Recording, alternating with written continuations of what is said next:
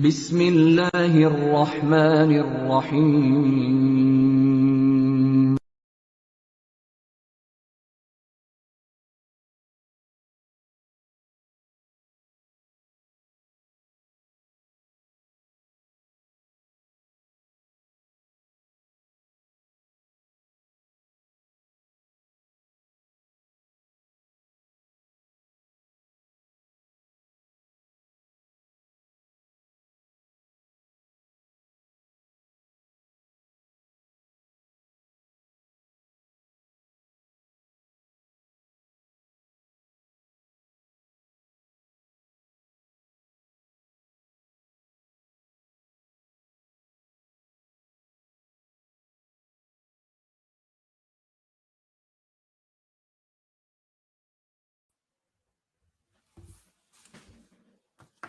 Assalamu alaikum.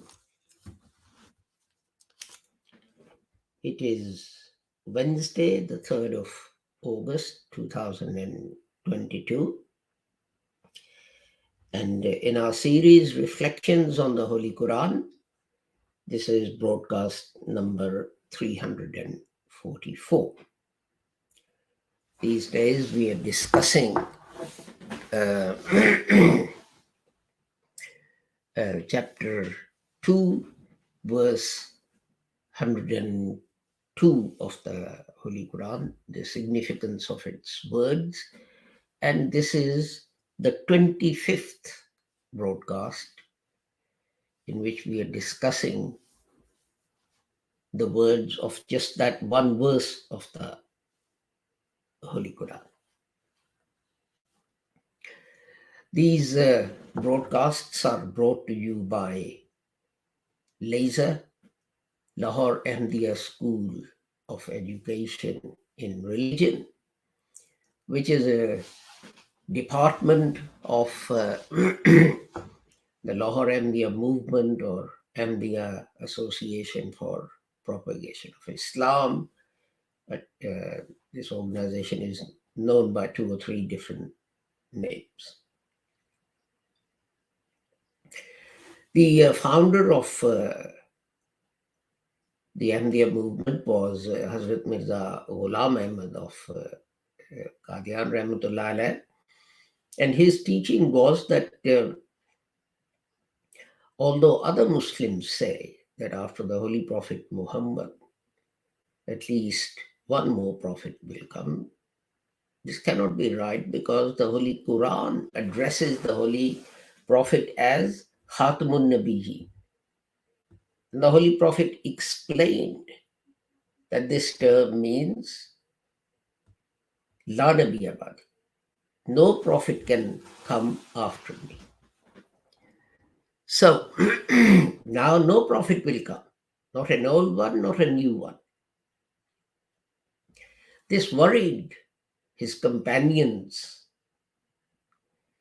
Razillah Ta'ala anhum, and he asked, they said, "O Prophet of Allah, prophets used to come to previous people, and then after the prophet passed away, a few years later, those people would stray off the right path. So what will happen to Muslims? Previously, prophets used to come to guide them back. What will happen to Muslims?" And the Holy Prophet said that now God will send reformers, mujaddideen, and they will reform Muslims, not Islam. They will not reform Islam. Islam does not need any reform. It's Muslims and their beliefs and their understanding that needs to be reformed. And Hazrat Mirza Ghulam Ahmad further taught that there has been a chain of such reformers who appeared amongst the Muslims in various countries at various times. So he was a mujaddid in accordance with that hadith. And he also said that, but his distinction from other Mujaddideen, other reformers, was that the hadith also speaks of a Messiah and a Mahdi who will come. And the hadith says it's one and the same person. And Hazrat Mirza Ghulam Ahmad said that that reference is to a Mujaddid. Because hadith says he will be a leader from among you. So he will be a Muslim, so he will be a Mujaddid. And he said that the signs of the coming of the Messiah and Mahdi were fulfilled in his person. And of course, this is a matter of disagreement between Muslims. Not every Muslim accepts this. But the sad thing was that Muslims started to say that Hazrat Mirza Ghulam Ahmad and the Ahmadiyya, members of the Ahmadiyya movement, are kafirs and heretics and out of the pale of Islam and so on. And Hazrat Sahib said that although on the slightest differences of opinion, you start calling people heretics, etc. But the Holy Prophet has forbidden this. The Holy Prophet said that if one reciter of the kalima says to another reciter of the kalima, you are a heretic, you are a kafir, then it's the person saying it, the person uttering these words, who is the heretic. Just think about this before declaring people kafirs and so on. And Hazrat Mirza Ghulam Ahmad also taught that other Muslims, they say some prophetic revelation is missing from the Holy Quran. Some say Surah Balait is missing. Some people say Ayah Rajam is missing. And they go even further and say that the prophetic revelation that is in the Holy Quran, some of it has been cancelled, abrogated. So you can recite it, but the command itself doesn't have to be obeyed. And Hazrat Mirza Ghulam Ahmad Sahib Rahmatullah Alayhi, he said that Allah says in the Holy Quran that I have revealed it and I shall protect it. So something that has Allah's protection, how can anything be missing from it? And how can anything that's in it, its command, be abrogated or cancelled? And of course, Hazrat Mirza Ghulam Ahmad said that jihad is the fundamental duty of every single Muslim. But other people say jihad means you take the sword and you start cutting people's heads off if they don't recite the Shahada and so on. And Hazrat Sahib said, no. No. We have to revert to the meaning, the definition of jihad as given by the Holy Prophet, sallallahu alaihi wasallam, who, when returning from fighting, said that Muslims were returning from Jihad-e-Asghar, the minor struggle, to Jihad-e-Akbar, the major struggle. And then he went on to explain that Jihad-e-Akbar is Jihad bin Nafs, a struggle with your own self to control your desires, such as, greed and enmity and hatred and jealousy and what have you. But of course, if you're attacked with the sword, then you will defend yourself with the sword. So let's turn to the words that we're going to look at today. As I have said, that because this is a long verse of the Holy Quran, I will only recite that phrase from it, which we're going to discuss. أعوذ بالله من الشيطان الرجيم. بسم الله الرحمن الرحيم. وَلَبِئْسَ مَا شَرَوْا بِهِ أَنفُسَهُمْ, and certainly evil is the price for which they have sold their souls. So this is previous talk about magic and this and that and so on. That they said that Solomon was using to control people and subjugate them and so on. So the two words that we're going to look at today are the last two words of this phrase, bihi and anfusahum. So let me put this away and let us go to my notes.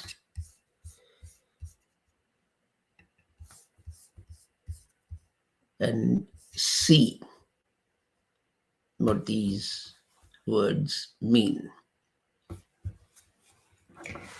Bihi, it consists of two segments.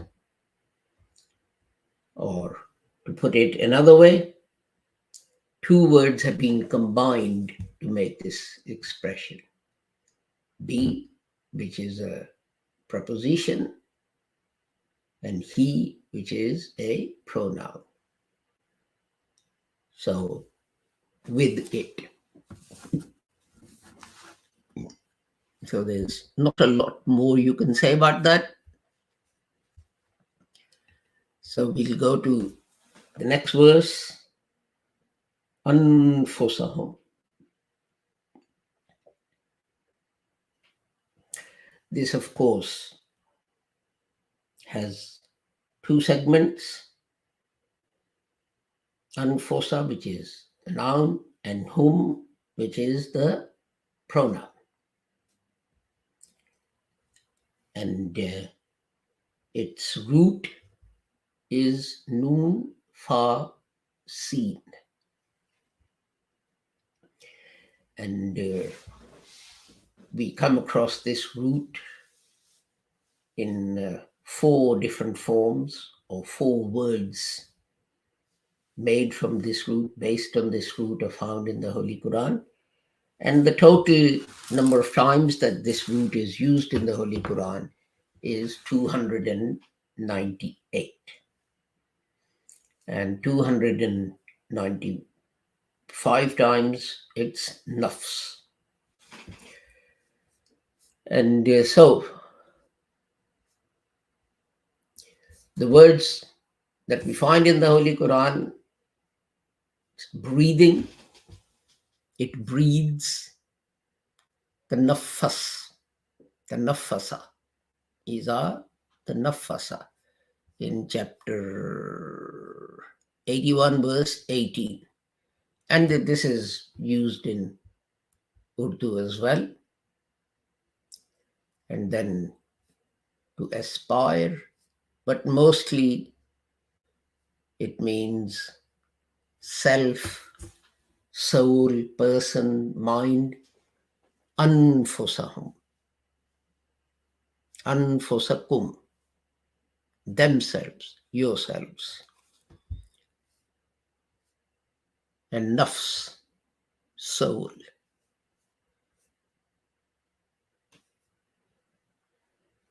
Again, one place it actually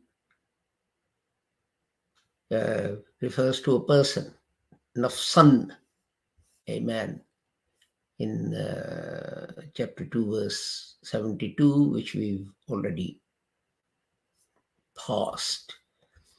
And mostly it's yourself, himself, soul, that it's used to mean. And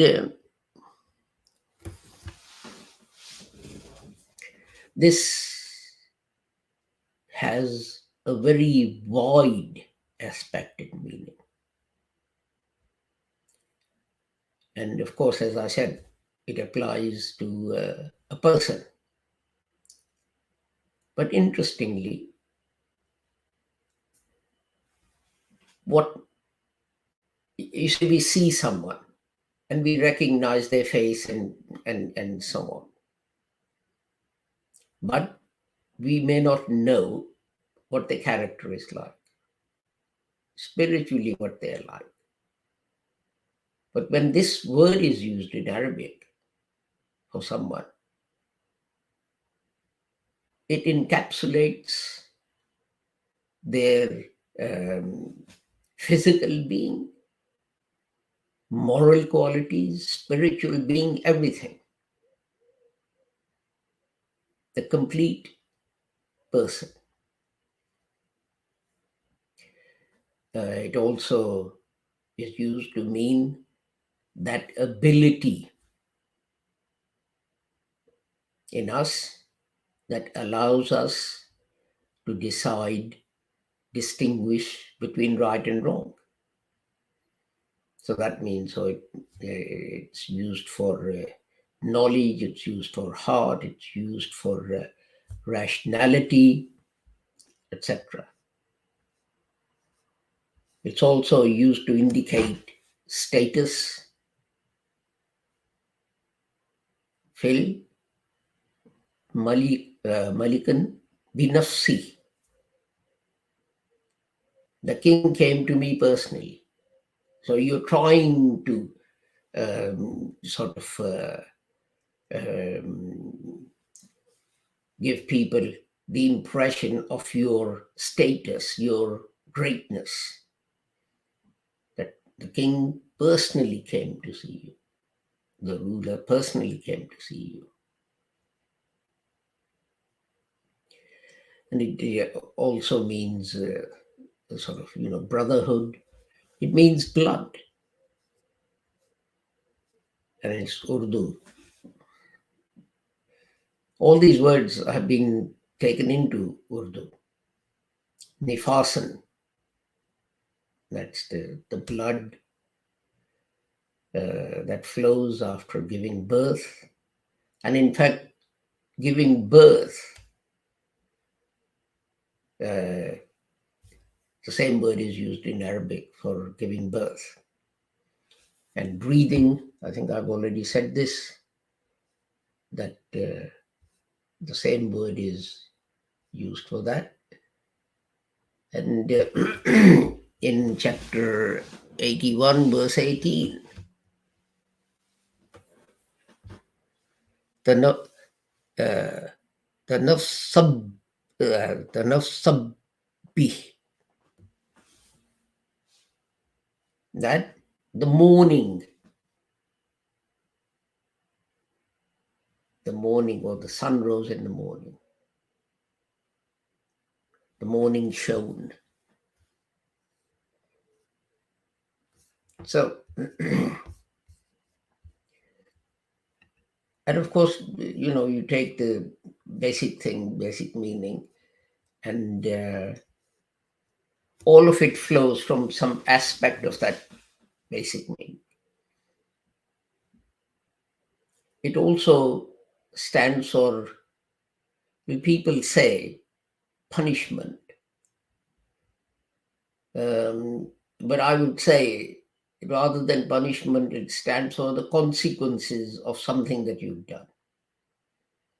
For example, in chapter 3, verse 27, it's usually translated that God makes you fearful or afraid of him. But I disagree with that. That God is telling you, I'm some kind, and really, this is a general misconception about Allah in Islam, isn't it? That we say that God is something to be, really feared. We make him akin to Hitler and Stalin and so on. that we'll be sent to gas chambers or whatever if we don't listen to him or obey him and so on. But I disagree with that meaning. I think what it means is that God is not making you afraid of himself.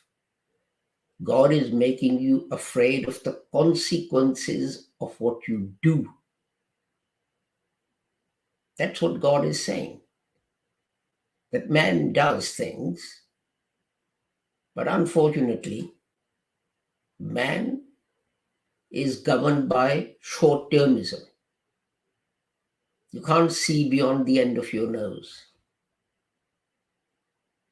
There are lots of people who say, oh, okay, let's just do this and get away with it. And then, we'll worry about the future later. They do the same thing with the hereafter. That's okay. Let me lie and cheat and deceive people and so on. And then when I'm old, I'll go to Hajj and everything will be forgiven. That's not the concept of Hajj, I hasten to add. But here, God is warning human beings that he has given us a wonderful creation. And he has himself given us the right to govern and use it as we want. That's fine. But God says, be afraid of your actions. Beware of your actions. And then there are numerous examples. In London, for example, in sort of 30s and 40s and so on, even before then, a huge number of factories were built around big cities on the outskirts. And they all used coal. And the kind of coal they used, it generated smoke. So in the homes, people also used coal to heat the home. Well, I say heat the home there. Actually, it was only one room that was heated. The rest of the house was freezing cold. But anyway, when the chimney coal was burned and it produced smoke, which the chimney expelled into the atmosphere. And by the time 50s came along, this got so bad that certainly on cloudy days in winter, if you went out, you couldn't see anything. And it wasn't fog, it was called smog, a combination of smoke and fog. And government would put out regular warnings on radio because few people had television at that time. And anyway, the broadcast times for the television was that it used to start at about, I think, 5 in the afternoon and go off at 10 at night or something. So if there was going to be smog, the government wanted to give warnings in the morning and throughout the day. So they used radio, which most people had and listened to. And they said, if you're over 60 and you want to live, don't go out. If you are under 5 and you want to live, don't go out. If you've got any medical condition like asthma or any other form of breathing problem, don't go out. Because if you do, you wouldn't be able to breathe. And it got so bad that eventually the government had to pass what was called the Clean Air Act, which banned the use of those fossil fuels that produced smoke. And this was banned in 1950s. And I remember in 1980s, 40 years later, I used to work in London, and if you blew your nose and you looked into the handkerchief, it was full of black stuff. There was so much smoke still in the air 40 years later through what man had done. And I guess it's much better now because there's been another 40 years. Thames was the same for other reasons, because all um, effluents and so on, you flushed the toilet and it went straight into the Thames and polluted it. And the result was that all the fish died. There was nothing living in that water, whether animal or plant. And that was then banned. That raw sewage cannot be expelled into the Thames. And it took a long time for the fish and other things to return. And there's one example after another, isn't there? The example of ozone layer, where our breathable atmosphere ends. Around the earth, there is what's called the ozone layer. Why is it there? Because it absorbs the harmful rays coming from the sun. It lets through light and heat and so on, which we need, which trees and plants and crops and everything needs, which animals need and we need. But it blocks harmful rays. And through our use of various things like sprays and so on, we've got a great big hole in the ozone layer on top of North Pole. That's a bit fortunate that not many people live there. But can you imagine what will happen if that hole keeps on expanding and gets to cities with big populations? You will have thousands upon thousands upon thousands of people getting cancer.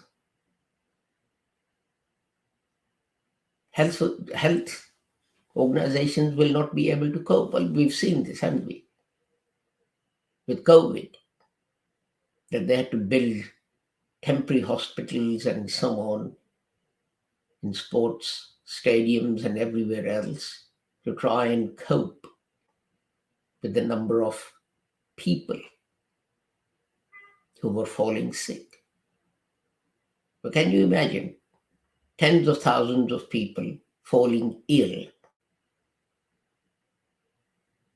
with cancer of one kind or another? How will medical facilities cope? How will health services cope? COVID is under control, has been for a year or over a year, but we are still suffering its consequences. And there are thousands of other examples. Global warming. And sadly, many politicians, they say that there is no such thing as global warming. And yet,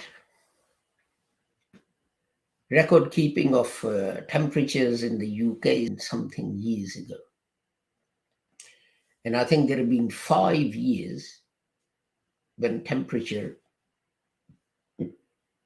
has gone near 40.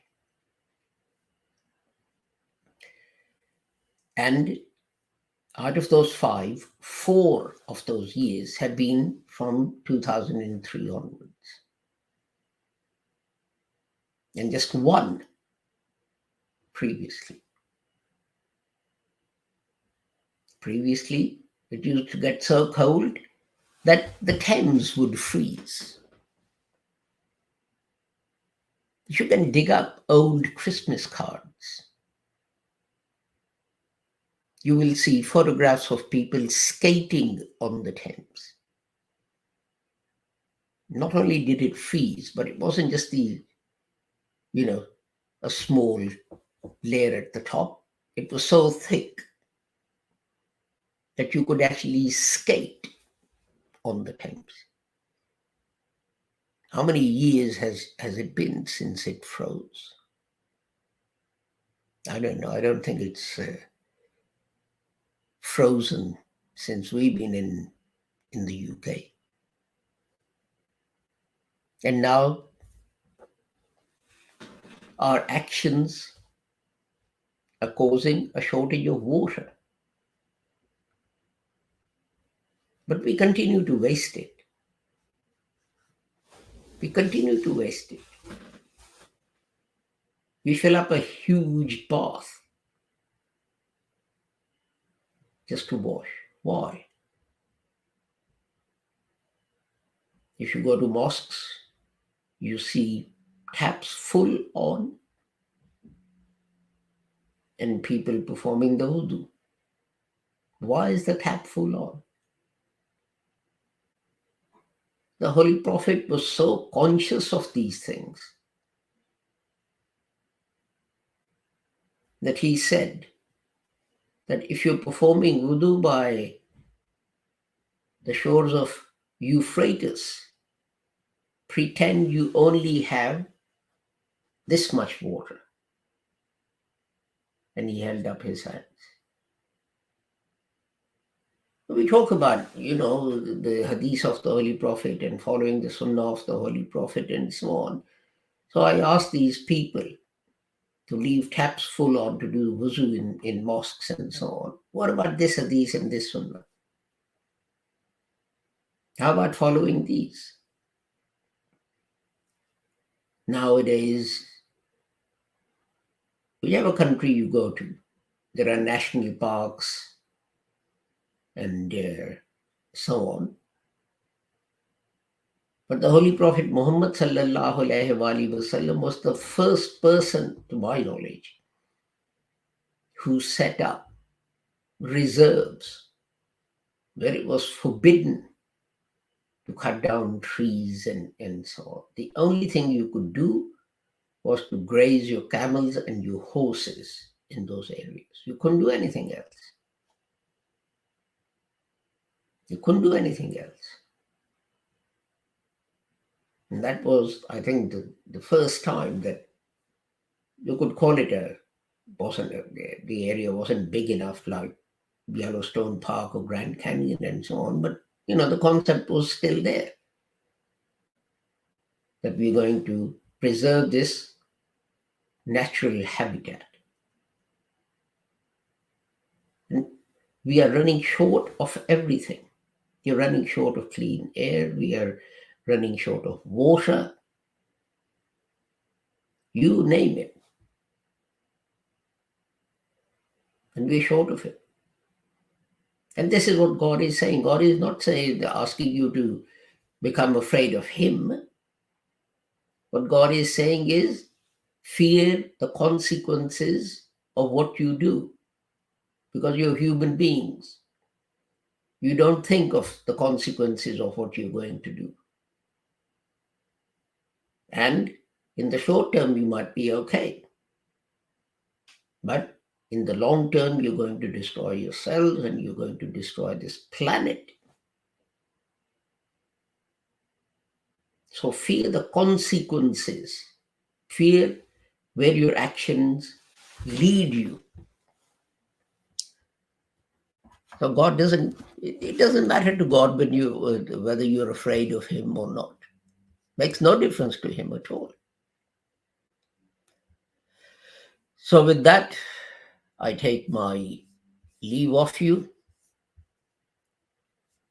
until, inshallah, tomorrow we meet again, when I hope we might be able to finish talking about this verse of the Holy Quran. And then I want to do a summary of the general message that is in this verse of the Holy Quran. Assalamu alaikum, Khuda Hafiz, and goodbye.